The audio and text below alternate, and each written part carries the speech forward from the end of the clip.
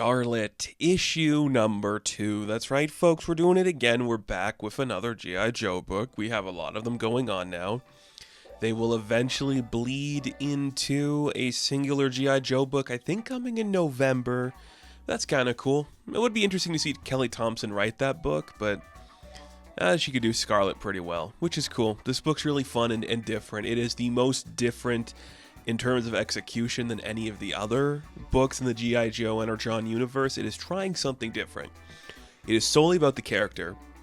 There is no new character established into like the larger lore for this issue. I feel like every other book we've talked about, like Duke and Destro and Cobra Commander, they introduce us to other characters, but this one uses the characters we set up from the first issue, which is exciting. The end of the last issue, Scarlett was hit over the head with a sword by Storm Shadow while she wakes up tied up in some stronghold in the Arashikage, and she's just like, okay, well, I don't know what to do. It looks nice here, though. It's kind of interesting. It's the classic Kelly Thompson writing, and you like it.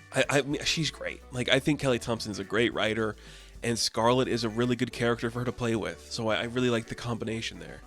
Scarlett tries to take like a lockpick she keeps hidden in her mouth, but obviously the Arashikage took that, so she's like, well, that was good, because when that's the distraction, I can actually take the other tool I have in my arsenal, which is a razor blade I keep buried in my like skin. So she unstitches a wound and pulls out a razor blade, frees herself from her bondage, and then what if we had a few pages where we just get to watch Scarlett kill a bunch of ninjas? She notices another symbol on like the ground from Jinx, because Jinx and her have like a secret language. It says go hard. So kill a couple of these people. What are you going to do? Kill a bunch of them. So you get to see that happen. And you know what? It looks awesome. It's so much fun. Just watch Scarlett beat the crap out of a couple ninjas. That's pretty cool.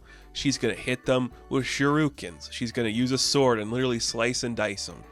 She's killing people. And there's blood, and it's pretty graphic.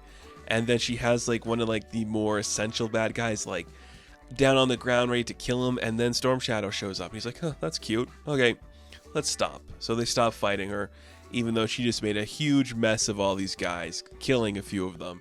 She's like, well, finally, some hospitality in here. What do you got? Storm Shadow just behaving like a rational guy, which is really cool to see, especially in contrast to the other villains we've seen popping up in this book.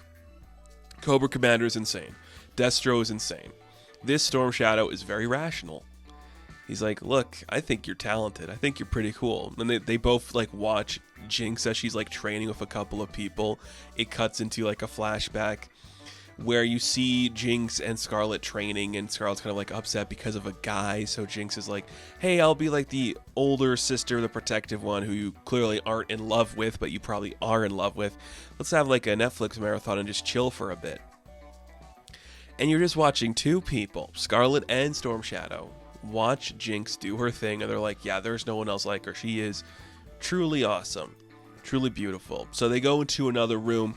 This one where there's like already tea laid out for them to have is just Storm Shadow presenting like a gentleman.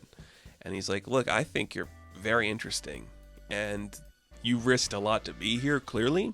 There's something that you want to establish. But we have to figure out if you're like a right fit to join us. She's like, okay, I get it. I think I've made my case. But we have to hear from the Hard Master. So the Hard Master shows up. He's like, so, I'm certain Storm Shadow said the right things to you about what we're expecting from you and all that kind of stuff. And look, the Arashikage, we are very complex. There's deep inner workings here. We go through a lot when we do a lot. So, I think you kind of demonstrated yourself, but we have another task for you to infiltrate and to accomplish if you are to really join our ranks. There's this weapon that we keep talking about. It's of unusual origin. I have a theory what the weapon is. We'll get to that in a minute here. And it's some say the weapon is the soul of the Arashikage, and we need it safely returned to us. It was stolen to us by like the Yakuza or whatever. So they have like a complex fortress we need you to break into. It's you know, in some high rises in Tokyo, and you bring it back to us. We will, you know, maybe see if you want to join the Arashikage. And she's like, okay. And there's like 3 separate like buildings she has to go through. There's like The first building is just like a normal building. The second one is called Tiger, and the third one is called Sakura. And she theorizes that the weapon is going to be in Sakura because it means something to like the Yakuza of ultimate goal. And then Tiger means something like defense. So she has to go through these 3 buildings to get there. We're intercutting with like the plan being in place with the heist actually happening. So she sets up some explosions to get into the building. She gets into a big factory. It's a Sato building. There's some sharks in a big tank. Who are we setting up? Who knows? It could be anybody. And she's just ready to go on this mission. And I'm like, this is awesome. Like, this is very different than what I was expecting from the Scarlett book, I guess. But I don't know. It's pretty fun. I don't know if this is going to be like her standard G.I. Joe outfit, like the white colors. It's more like an Arashikage version of like what she could be wearing. And then she'll get like, you know, the silvers and the yellows and golds and everything. But she's like, okay, I'm doing a dangerous mission in a place where I'm probably going to die. Why am I doing this again? Oh yeah, it's for Jinx. She's worth everything. So I'm going to risk my life with this facility that is now aware that I am inside of it. And I'm going to do it all for the girl that I love. So that's what I'm about. That's what she's going to do, and you have to appreciate it for that. Now, they keep saying ultimate weapon. We don't know what it is. I have a theory. I have 2 theories. They kind of blend into one theory.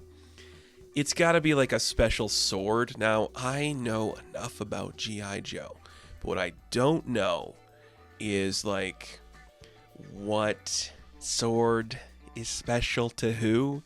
Does Snake Eyes have a special sword, or does Storm Shadow have a special sword? I don't remember. What I do know is that we have yet to see Snake Eyes, so what I think is going to happen is that Snake Eyes is going to be connected to the ultimate weapon. Maybe he is the ultimate weapon. It is hard to say. My current theory is he is in possession of the ultimate weapon and is going to use it to take down the Arashikage, and that's what we're going to see him and Scarlett team up to do. And maybe they'll save Jinx, or maybe Jinx will die, and that's going to lead Scarlett on her path. That's currently where I think we're at, but we'll see. This feels like a classic Kelly Thompson book. She's writing another cool spy character with like her fun banter. It's very fun, hyper stylized. If you just want to see like a redhead kill some ninjas, that's what this book is, and it's pretty dang cool. Looks good too. I guess that's the same thing. But yeah, we set up Storm Shadow, so you have to imagine in the next little bit we are gonna be getting Snake Eyes. He does not have his own book announced. I don't know if he was like on the cover of that G.I. Joe book, but it seems like we're headed to him because for some reason they want to pair him with Scarlett, and I get it. You know, that movie did it. Name another female G.I. Joe character other than Scarlett. You know, I know, like Jinx and CoverGirl are also in this book, but you know what I mean. So Scarlett issue number 2, I'm going to give an 8 out of 10. Now, thank you all for watching this review. Be sure to like and subscribe to the channel. As always, you can check me out on Instagram, TikTok, and Twitter. And of course, I will catch you in the next one. Have fun.